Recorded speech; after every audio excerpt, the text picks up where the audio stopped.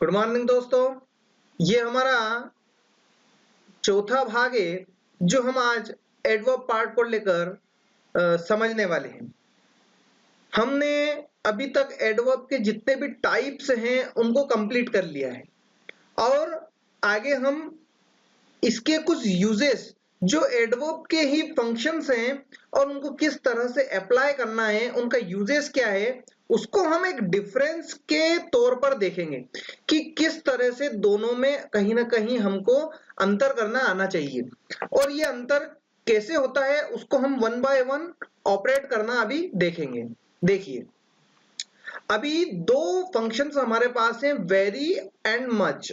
दोनों को यूज करने में क्या क्या डिफरेंस होता है एडवर्ब के पार्ट में, ये हमको आज यहां पर देखने वाले हैं। देखिए, पहला पॉइंट देखते हैं अपन, it comes before a positive degree. ये जो वेरी की हम बात कर रहे हैं, वेरी वर्ब की, वेरी एडवर्ब की जो बात हम कर रहे हैं, इसका पहला रूल ये है कि ये हमेशा पॉजिटिव डिग्री के पहले यूज में आता है। देखिए, ये स्मार्ट एक पॉजिटिव वर्ड है, पॉजिटिव डिग्री का वर्ड है और ये जो पॉजिटिव डिग्री है ये इस नाउन के लिए यूज की गई है। किसके लिए? बॉय के लिए। और इसके पीछे हमने देखा है कि यहां पर हम वेरी का यूज कर सकते हैं। क्यों? क्योंकि यहां पर हमको एक पॉजिटिव डिग्री मिल रही है और पॉजिटिव डिग्री हमको पता है कि हम नाउन के लिए लगाते हैं। तो इस तरह से हमको वेरी का यूज करना है। अब मच का यूज क्या करना है? तो मच का यूज पॉजिटिव में नहीं होता है, किसमें होता है? कंपैरेटिव डिग्री में होता है। तो इसका कंपैरेटिव फॉर्म जब हम यूज करेंगे तो हमको किसका यूज करना है? मच का यूज करना है स्टूडेंट्स। तो देखते हैं हम कैसे। Ram is much smarter than Shyam.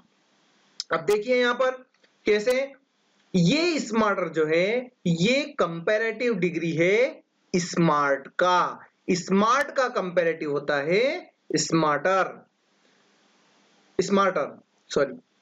Then हम कंपैरेटिव डिग्री में लगाते ही हैं और फिर लगाते हैं जो हमारा कहीं ना कहीं जिससे हमको तुलनात्मकता दर्शानी होती है, जिससे हमको कंपैरिजन बताना होता है, उस वर्ड को हम लिखते हैं। तो यहां पर हमको समझने वाली बात क्या है कि सीधा सा एक रूल याद रखना है हमको कि वेरी का यूज पॉजिटिव में और मच का यूज कंपैरेटिव में। दूसरा पॉइंट देखते हैं, it comes to stress a present participle.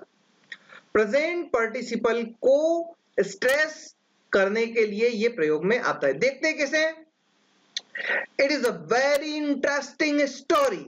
देखिए अब यहां पर आप, this is a very interesting story. अब यहां पर वेरी देखिए, इसको इंटरेस्टिंग स्टोरी जो है इसको ज्यादा स्ट्रेस कौन कर रहा है? ये वेरी कर रहा है। तो इसलिए प्रेजेंट पार्टिसिपल का यहां पर यूज हमको देखने में आ रहा है। अब यहां पर देखिए, it comes to stress a past participle. अब जब पास्ट पार्टिसिपल की बात करेंगे तो हम किसका यूज करेंगे? ये देखिए वाज आया है, पास्ट दिख रहा है हमको, और इसके लिए हम यूज करेंगे मच का। तो प्रेजेंट के लिए किसका? वेरी का, और पास्ट के लिए मच का। अब तीसरा रूल हमको ये याद रखना है कि वेरी के बाद वेरी हम यूज कर सकते हैं, बट मच के बाद, मतलब मच के एग्जैक्ट बाद हम मच का यूज नहीं कर सकते। एग्जाम्पल देखते हैं, this is a very very important question. तो ये बहुत बहुत ज्यादा इंपॉर्टेंट क्वेश्चन है, परंतु हम ऐसा नहीं कह सकते this is a much much important question, क्योंकि कहीं ना कहीं हमने देखा है कि ये एक डिटर्मिनर वर्ड भी है। तो डिटर्मिनर वर्ड को हम इस तरह से यूज नहीं कर सकते। अब एक और आते हैं अपन, वेरी के साथ मच का यूज किया जा सकता है, बट मच के बाद में वेरी का यूज किसी भी तरह से इंग्लिश में नहीं किया जाता है। ये बहुत ज्यादा याद रखने वाली वर्ड है और कहीं ना कहीं इससे क्वेश्चन हमको एरर फाइंडिंग के तौर पर मिलता है। और जब एरर फाइंडिंग के तौर पर मिलता है तो वो क्वेश्चन आपको हमेशा इस तरह से बना के देता है कि मच के बाद में वेरी लगा के देता है और आपसे बोलता है कि ये क्वेश्चन में एरर है या नहीं है। होती है तो फिर आपको सॉल्व करना होती है कौन से पार्ट में। अब देखते हैं वच के बाद, वेरी के बाद मच का प्रयोग कैसे करते हैं। I like it very much बोलते ही हम, ये बहुत सिंपल सेंटेंस हमने लिया है आपको समझाने के लिए, क्योंकि आप ज्यादातर बोलने में इस सेंटेंस का यूज करते हैं। फिफ्थ पॉइंट, टू ऑब्लिक सो, इसका जो meaning to oblique so plus very can't be used, क्योंकि कहीं ना कहीं ये वर्ड एक तरह से कह सकते हैं हम कि जब ऐसा आप यूज करते हैं तो सुपरफ्लो कंडीशन बनती है, और जब सुपरफ्लो कंडीशन बनती है तो वो सुपरफ्लो कंडीशन क्या होती है पहले समझ लें, कि जब कोई चीज अपनी ही बात का विरोध करे, है ना। जैसे मैंने कहा कि मैं बहुत ज्यादा सुंदर हूं, और फिर थोड़ी देर के लिए मैं कह रहा हूं कि वह बहुत ज्यादा सुंदर है ना। तो दोनों सुंदर की बात करें, पर मैं ऐसा कह दूं कि मैं बहुत ज्यादा ज्यादा ज्यादा सुंदर हूं, और उसके लिए ज्यादा ज्यादा के लिए कोई दूसरे वर्ड यूज करूं, जैसे मैं बहुत ज्यादा, अधिक और बहुत सुंदर हूं। तो देखिए, ज्यादा, अधिक, बहुत, ये तीनों चीजें क्या हो गई, सेम हो गई। और जब तीनों चीजें कहीं ना कहीं सेम हो गई हैं तो वो एक दूसरे के लिए गलत बोलने में हमको ऐसा लग रहा है कि ये कहीं ना कहीं गलत है, तो इनका यूज हम नहीं करेंगे। जैसा हिंदी में होता है वैसा ही इंग्लिश में भी होता है। क्या होता है कि हम टू या सो एक साथ नहीं लिख सकते, दोनों में से एक लिखेंगे, और इसके बाद में वेरी ऐसा हम नहीं लिख सकते। तो अब यहां पर मच की बात करें, टू ऑब्लिक सो, इन दोनों में एक लें, किसी भी चीज में से इन, या तो टू ले लें या सो ले लें, इसके बाद में मच का यूज हम करते हैं। कैसे? I like him so much, मैं उसे बहुत ज्यादा पसंद करता हूं। ठीक है, तो ये कहीं ना कहीं बोलने में आपका सेंटेंस आता है, इसलिए मैंने इस सेंटेंस का आपको उदाहरण दिया, I like him so much, ये अधिकतर हम बोलते। तो डिफरेंस आपको समझ में आ गया होगा कि यहां पर क्या हो रहा था और यहां पर क्या हो रहा है ना। तो इन दोनों में ये डिफरेंस है। अगला देखते हैं हम, द वेरी बेस्ट, शानदार। अब देखिए मित्रों, यहां जो वेरी है ये एडवर्ब है। क्या है? एडवर्ब। और एडवर्ब के बाद में द बेस्ट लिखा हुआ है ना। तो बेस्ट क्या है? Good, better, best. ये एक जो है एडजेक्टिव के उसमें जो है सुपरलेटिव डिग्री यहां पर हमको दिखाई दे रही है। बट क्या हो रहा है, थोड़ा सा डिफरेंस है कि जब वेरी का यूज कर रहे हैं तो द कहां लगा हुआ है? बेस्ट के पहले नहीं लगा हुआ है, वेरी के पहले लगा हुआ है। मतलब जब भी आप, अगर आपको ऐसी कंडीशन मिले क्या कि एडजेक्टिव के बाद अगर एडवर्ब, एडजेक्टिव के पहले यदि एडवर्ब दिया हुआ हो, तब एडजेक्टिव के पहले, ये देखिए ये एडजेक्टिव है और इस एडजेक्टिव के पहले एडवर्ब दिया हुआ है, तो कभी भी ये द यहां नहीं लगेगा। तो कहां लगेगा? इस एडवर्ब के पहले लगेगा। इतनी चीज आपको समझ में आ रही है। अब दूसरा चीज देखिए, यहां मच में क्या डिफरेंस आ रहा है कि मच में ये होता है कि ये मच का जब यूज करते हैं तो ये जो एडजेक्टिव आपको दिख रहा है, इस एडजेक्टिव के पहले द का यूज किया जाता है, बट मच के पहले नहीं करते, है ना। अगर ऐसा लिखेंगे कि द मच बेस्ट तो गलत हो जाएगा, है ना। तो इसलिए हमको ये ध्यान में रखना है कि वेरी इस एडवर्ब के पहले द लगा सकते हैं यदि हमारे एडवर्ब के बाद में कोई एडजेक्टिव हो, और मच के बाद अगर कोई एडजेक्टिव है तो उस एडजेक्टिव के पहले ही हम द का यूज करते हैं। देखते हैं थोड़ा सा कैसे मीनिंग में ये शानदार मीनिंग निकलता है इसका, ये हम जानते हैं, हमने पढ़ा भी है, परंतु इसका डिफरेंस हमको कहीं ना कहीं पता नहीं था। देखिए हम, your performance was the very best, देखिए द का प्रयोग कहां करा? वेरी के पहले। अब यहां देखिए, your performance was much the best, यदि हम वेरी के स्थान पर मच का यूज करना चाहें तो उसको कहीं ना कहीं द को हमको रिप्लेस करना होगा। और यह भी एक एरर फाइंडिंग क्वेश्चन है दोस्तों। और एरर फाइंडिंग में जब ये क्वेश्चन आता है तो देते ऐसे ही है कि इस द को कहां लगा देते हैं? मच के पहले, या फिर इस द को कहां लगा लेते हैं? द वेरी के बाद। तो आपको करना क्या होता है? उस आर्टिकल के प्लेस को एरर में दर्शाना होता है, ये आपको करना होता है। और ये कहीं ना कहीं आपकी एग्जाम में फिल इन द ब्लैंक्स के रूप में भी पूछ सकते हैं कि कहां पर आएगा, और वो देगा कैसे? The very, very the, none of this, ऐसे भी दे सकता है। तो आपको कहीं ना कहीं एरर फाइंडिंग इससे आसान हो जाएगी। नेक्स्ट आते हैं हम, एक हार्ड और हार्डली, इसका यूजेस एग्जाम में फिल इन द ब्लैंक्स में हमको आता है। तो दोनों में क्या और कैसे यूज करना है इसको हम आज यहां पर देखने वाले हैं। हार्ड, हार्ड जैसा हमको मीनिंग पता है हार्ड का क्या होता है, विथ फुल एनर्जी। जब भी हम बहुत कठिन परिश्रम करते हैं और पूरी एनर्जी के साथ कोई काम करके दिखाते हैं तो वहां हम हार्ड वर्ड का यूज करते हैं। और हार्डली, हार्डली वर्ड का यूज जब भी हम करते हैं तो हम इसका नेगेटिव सेंस में इसका मीनिंग का यूज करते हैं, बड़ी ही मुश्किल से, बहुत ही परेशानी से, इस तरह से मैंने ये काम किया, बहुत मुश्किल हुई, ऐसा जब हम बोलने वाले में रहते हैं तो हमको हार्डली वर्ड का यूज करना रहता है। एक बार एग्जांपल से हम समझते हैं। He tired hard to do the work, वह इस कार्य को करने में बहुत ज्यादा एनर्जी लेता है। या फिर इसको ऐसा भी बोल सकते हैं कि उसे बहुत थकान हुई। कब? हार्ड, जब उसने पूरी एनर्जी के साथ इस काम को करा तो उसे बहुत ज्यादा थकावट हुई। ऐसा हम मीनिंग यहां पर निकाल सकते हैं। अब यहां पर देखिए, ही कुड हार्डली सॉल्व, वह बड़ी ही परेशानी से, बड़ी ही मुश्किल से उस किसको, द क्वेश्चन, उस प्रश्न को सॉल्व कर पाया इन एग्जाम, एग्जाम में। उसने उस प्रश्न को, किसने, ही, यहां दिया हुआ है subject, he could hardly solve the question in exam. उसने बड़ी ही परेशानी से, बड़ी ही मुश्किल से, हम मुश्किल वर्ड यहां पर ज्यादा सुटेबल रहेगा, बड़ी ही मुश्किल से उसने क्वेश्चन को यहां पर सॉल्व किया इन एग्जाम। कहां पर सॉल्व किया? एग्जाम में, है ना। तो यहां पर हमको दोनों के मीनिंग के सेंस के आधार पर वर्ड को यूज करना होगा। ठीक है मित्रों, अगला देखते हैं हम। अगला हमारा यूजेस कौन सा है? लेट एंड लेटली, दोनों का जो हमारा सेंस है, मीनिंग सेंस है, वो दोनों ही बिल्कुल डिफरेंट है और इस मीनिंग को ही ध्यान में रखकर आपको इसका प्रयोग करना है। कैसे? देखते हैं।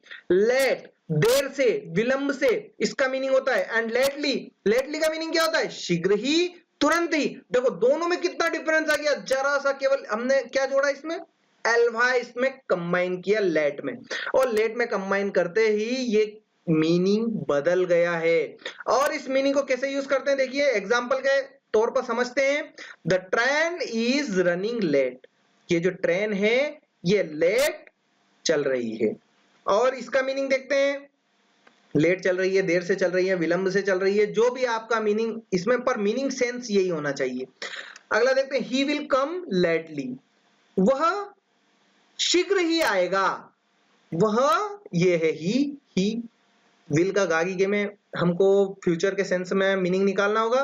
कम, आना, लेटली, बहुत ही शीघ्रता से, शीघ्र ही, है ना। तो ही विल कम लेटली, वह शीघ्र ही आएगा।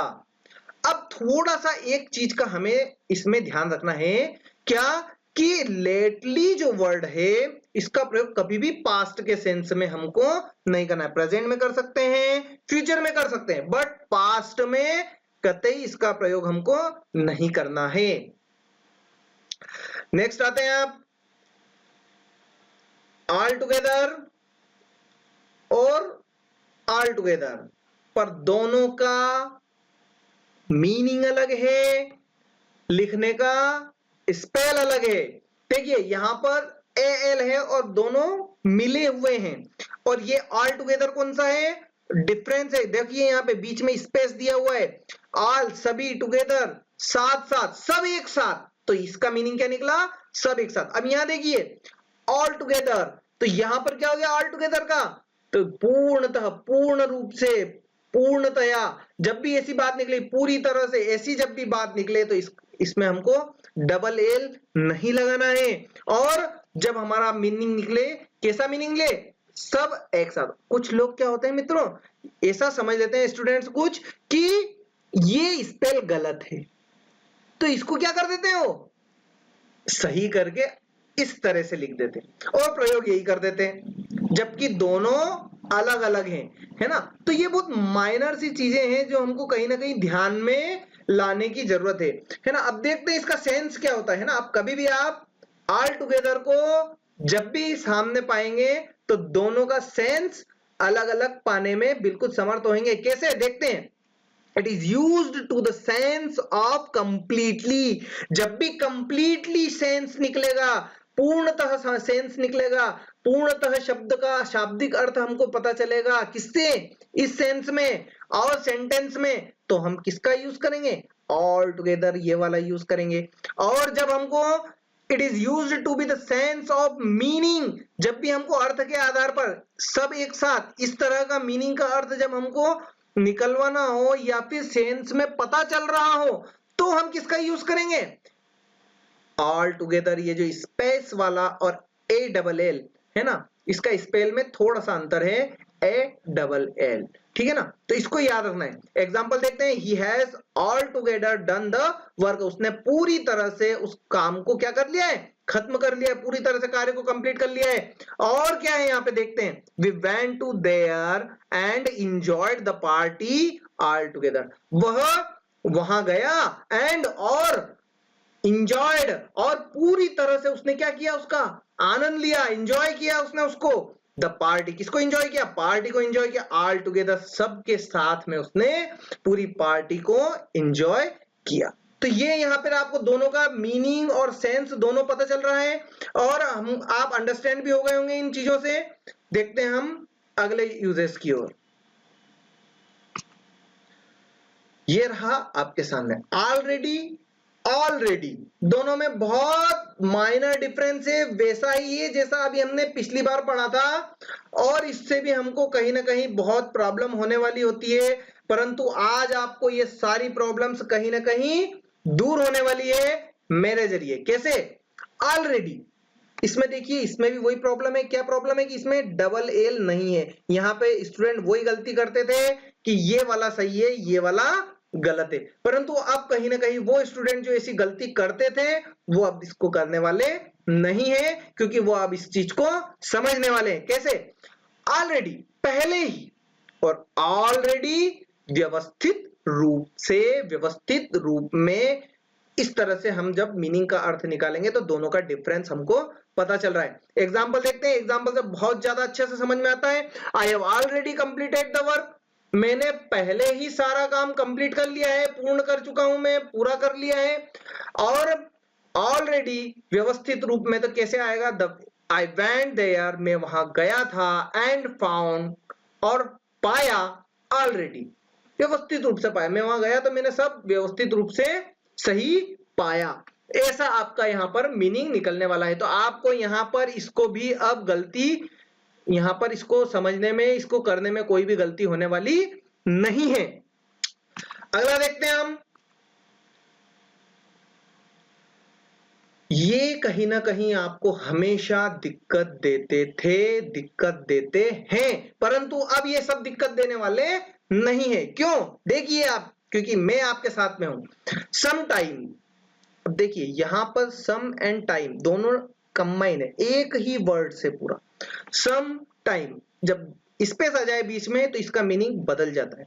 सम टाइम्स, केवल इसमें एस लगने के कारण इसका सेंस, इसका मीनिंग बदल जाता है। देखते हैं कैसे। सबसे पहला देखिए, पहला आपका सम टाइम, ये जो बिना स्पेस वाला है, बिना एस वाला है, इसमें जब आपका वर्ड आए तो इसका वर्ड आपको समझना है भूतपूर्व, पहले की जब बात हो तब, उस सेंस में। और ये हमेशा आप याद रखिए कि एक एडजेक्टिव वर्ड है ना। अब देखते हैं हम इसका example. Our sometime president was a scientist. Our sometime मतलब हमारे जो पहले के प्रेसिडेंट हैं वो क्या थे, एक साइंटिस्ट थे। तो हमारा सेंस क्या निकल रहा है, पहले वाले, भूतपूर्व, है ना, जो पहले रह चुके हैं उनकी बात हो रही है यहां पर।